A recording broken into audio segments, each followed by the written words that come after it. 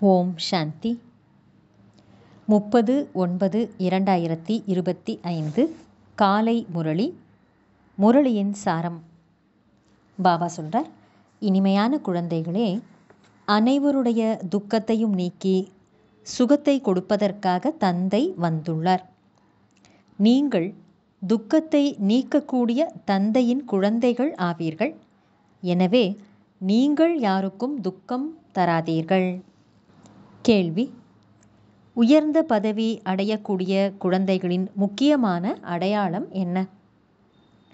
பதில்: 1.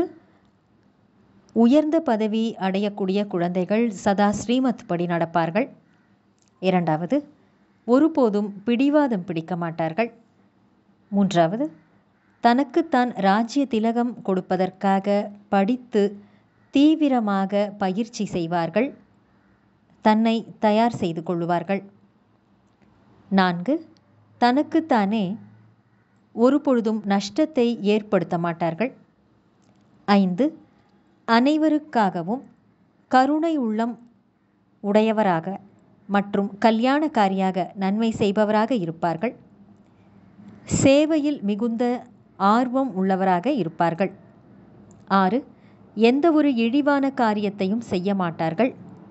சண்டை மோதலில் ஈடுபட மாட்டார்கள். பாடல்: நீங்கள் இரவெல்லாம் உறங்கி கழித்தீர்கள், பகலெல்லாம் உண்டு கழித்தீர்கள். ஓம் சாந்தி. ஆன்மீக குழந்தைகள் ஆன்மீக தந்தையின் எதிரில் அமர்ந்துள்ளீர்கள். இப்போது இந்த வார்த்தையின் அர்த்தத்தை குழந்தைகள் நீங்கள் மட்டுமே புரிந்து கொண்டிருக்கிறீர்கள். வேறு யாரும் இதனை புரிந்து கொள்ள முடியாது. ஆன்மீக குழந்தைகளே என்று வேறு யாரும் அழைக்க முடியாது. இம்மாதிரி சொற்களை யாராலும் கூற முடியாது. நாம் ஆன்மீக தந்தையின் எதிரில் அமர்ந்துள்ளோம் என்று நீங்கள் புரிந்துள்ளீர்கள். இந்த தந்தையை பற்றி வேறு யாருக்கும் சரியானபடி தெரியாது. எதுவரை நேரில் வந்து புரிந்து கொள்ளவில்லையோ அதுவரை எப்படி தெரிந்து கொள்ள முடியும்? நீங்கள் கூட நேரில் வந்த பிறகுதான் புரிந்துள்ளீர்கள். நீங்கள்தான் பிராமண குழந்தைகள் ஆவீர்கள். உங்களுடைய துணை பெயர் பிரம்மா வம்சத்தைச் சேர்ந்த பிரம்மா குமாரர் குமாரிகள். அனைத்து ஆத்மாக்களும் சிவனுடைய குழந்தைகள் ஆவார்கள். மனிதர்களின் குழந்தைகளாக ஆனதும் குமாரர் குமாரிகள் என்று அழைக்கப்படுகின்றனர். நிராகாரமான ஆத்மாக்கள் அனைவரும் சிவனின் குழந்தைகள் ஆவர். மூலவதனத்தில் ஆத்மாக்கள் மட்டுமே இருக்கின்றனர். அவர்களை சாலிகிராமம் என்று அழைக்கப்படுகிறது. இங்கு வந்ததும் குமாரர் குமாரிகளாக ஸ்தூலமான ரூபத்தில் ஆகின்றனர். நீங்கள் அனைவரும் குமாரர்கள், சிவபாபாவின் குழந்தைகள். சரீரத்தில் வரும்போது குமாரர் மற்றும் குமாரிகளாக ஆகிறீர்கள். நீங்கள் பிரம்மா குமாரர் குமாரிகள். எனவே சகோதரன் சகோதரிகள் என்று அழைக்கப்படுகிறீர்கள். இந்த நேரத்தில் உங்களுக்கு ஞானம் கிடைத்துள்ளது. பாபா நம்மை தூய்மையாக்கி அழைத்துச் செல்லுவார். எந்த அளவு தந்தையை நினைவு செய்கிறார்களோ அந்த அளவு ஆத்மா தூய்மை ஆகும். ஆத்மா பிரம்மாவின் வாய் மூலம் இந்த ஞானத்தை கேட்கிறது. சித்திரங்களிலும் பாபாவின் ஞானம் தெளிவாக உள்ளது.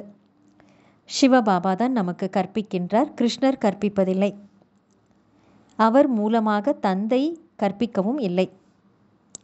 கிருஷ்ணர் வைகுண்டத்தின் இளவரசர் என்பதையும் குழந்தைகள் புரிய வைக்க வேண்டும். கிருஷ்ணர் சொர்க்கத்தில் தன்னுடைய தாய் தந்தையின் குழந்தையாக இருப்பார்.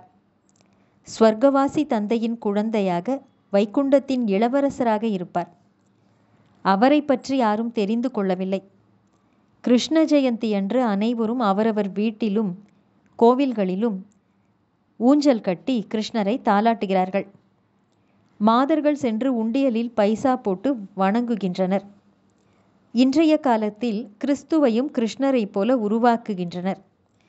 கிரீடத்தை அணிவித்து தாயின் மடியில் அமர்த்தி கிருஷ்ணரை காட்டுவதைப் போல் அவரையும் காட்டுகிறார்கள். கிருஷ்ணர் மற்றும் கிறிஸ்து இருவருடைய ராசியும் ஒன்றே. அவர்கள் காப்பி செய்கின்றனர். கிறிஸ்துவுடைய பிறப்பு சின்ன குழந்தை ரூபத்தில் ஏற்படுவதில்லை. வித்தியாசம் இருக்கிறது.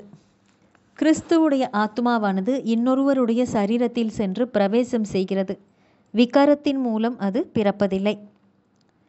முன்பு கிறிஸ்துவை சிறிய குழந்தை ரூபத்தில் காட்டப்படவில்லை. சிலுவையில் அறையப்பட்ட நிலையில் காட்டியிருந்தார்கள். இப்பொழுதுதான் இப்படி காட்டுகிறார்கள். குழந்தைகளுக்கு தெரியும் தர்மஸ்தாபகரை யாரும் கொல்ல முடியாது என்று. அப்பொழுது கொல்லப்பட்டவர் யார்? ஆக யாருடைய சரீரத்தில் பிரவேசம் செய்தாரோ அவருக்குத்தான் துன்பம் ஏற்பட்டது. சத்தோ பிரதானமான ஆத்மாவானது துக்கத்தை எப்படி அடைய முடியும்? அவர்கள் துக்கத்தை அடையும் அளவுக்கு என்ன கர்மம் செய்தார்கள்? ஆத்மா சத்தோ பிரதானமான நிலையை அடையும் பொழுது எல்லா கணக்கு வழக்குகளும் முடிந்து விடுகின்றன. இப்பொழுது அனைவரையும் தந்தை வந்து தூய்மையாக்குகின்றார். சத்தோ பிரதானமான ஆத்மா இவ்வுலகில் வந்ததும் துக்கத்தை அனுபவிப்பதில்லை. நல்லது. தாரணைக்கான முக்கியமான சாரம். 1. சங்கம யுகத்தில் மிகவும் எளிமையாக இருக்க வேண்டும். ஏனென்றால் இது வனவாசத்திற்கான நேரம் ஆகும். இங்கு எந்தவிதமான ஆசையும் வைக்கக்கூடாது. ஒருபொழுதும் தனது கையில் சட்டத்தை எடுத்துக்கொள்ளக்கூடாது. சண்டை சச்சரவில் ஈடுபடக்கூடாது. 2. விநாசத்திற்கு முன்பாக புதிய ராஜ்யத்தை உருவாக்குவதற்காக அனைவருக்கும் தந்தையின் செய்தியை தர வேண்டும். அதாவது தந்தை கூறுகின்றார், என்னை நினைவு செய்து பாவங்களை அழியுங்கள் மற்றும் நீங்கள் தூய்மை ஆகுங்கள். வரதானம். திருப்தி என்ற விசேஷ தன்மையின் மூலம் சேவையில் வெற்றி மூர்த்தி ஆகக்கூடிய சந்துஷ்டமணி ஆகுக. அதாவது திருப்திமணி ஆகுக. விளக்கம். சேவையின் விசேஷமான குணம் திருப்தி ஆகும். பெயரோ சேவை. ஆனால் தானும் அமைதியை இழந்து மற்றவர்களது அமைதியையும் இழக்கச் செய்வது என்றால் இதைவிட அந்த சேவையை செய்யாமல் இருப்பதே நல்லது. எங்கு தனக்கும் தனது தொடர்பில் வருபவர்களுக்கும் திருப்தி இல்லையோ அந்த சேவை தனக்கும் பலனுக்கான பிராப்தியை செய்ய வைப்பதில்லை, மற்றவர்களுக்கும் செய்ய வைப்பதில்லை. எனவே முதலில் நீங்கள் ஏகாந்தவாசியாகி சுய மாற்றத்தின் மூலமாக சந்துஷ்டமணி அதாவது திருப்திமணி என்ற வரதானத்தை அடைந்து பிறகு சேவை செய்தீர்கள் என்றால் அப்போது நீங்கள் வெற்றி மூர்த்தி ஆவீர்கள். ஸ்லோகன். தடைகள் என்ற கற்களை உடைப்பதில் நேரத்தை இழக்காமல் உயரம் தாண்டி குதித்து சென்று விடுங்கள். நல்லது.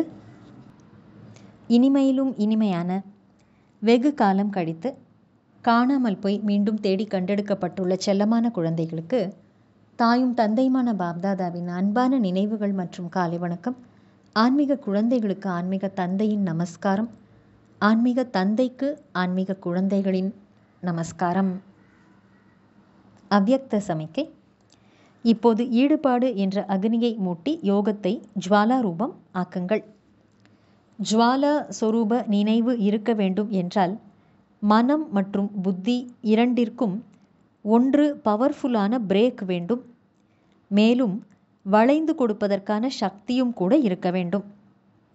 இதன் மூலம் புத்தியின் சக்தி அல்லது எந்த ஒரு எனர்ஜி அதாவது ஆற்றலும் கூட வீணாக போகாமல் சேமிப்பு ஆகிக்கொண்டே செல்லும்.